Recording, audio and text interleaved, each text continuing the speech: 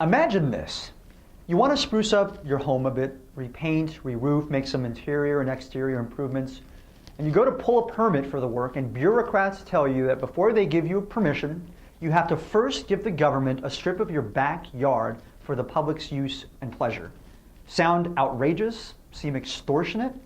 Well, this is precisely what's happening in a new case we just filed against the California Coastal Commission, the state's powerful land use agency and the #1 enemy of property rights in the coastal zone.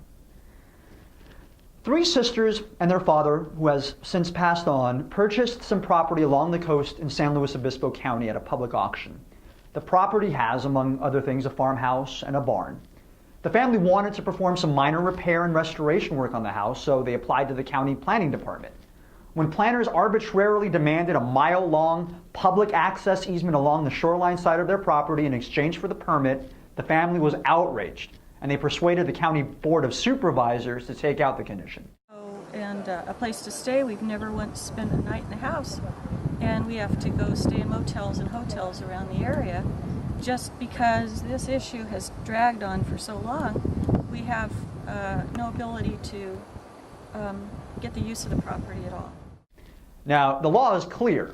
Under a landmark case that PLF argued and won over 20 years ago in the United States Supreme Court, Nolan versus California Coastal Commission, the High Court held that the government can't constitutionally impose a condition on a permit that bears no connection to the impact of the proposed project. Doing so constitutes, in the court's own words, quote, an out-and-out plan of extortion, end quote. Here, because the family's repair work would have zero impact on existing public access, the law does not permit any government planner or agency to extort property from the family. The county board's decision to correct its planner's mistake and remove the condition was appealed to the commission by a couple of commissioners and some environmentalists. With an ever-voracious appetite for acquiring private property it doesn't have to pay for, the commission reimposed the easement condition that the county rejected. The commission ignored the lack of any connection between the easement condition and the family's project. It ignored the family's concerns about its privacy. It ignored the family's concerns about its exposure to liability for injuries resulting from the public's use of the shoreline. And it ignored the potential for members of the public to disturb long-existing cattle grazing operations on the land. Now, as the state's leading watchdog for coastal property rights, PLF agreed to take the family's case against the commission to the court.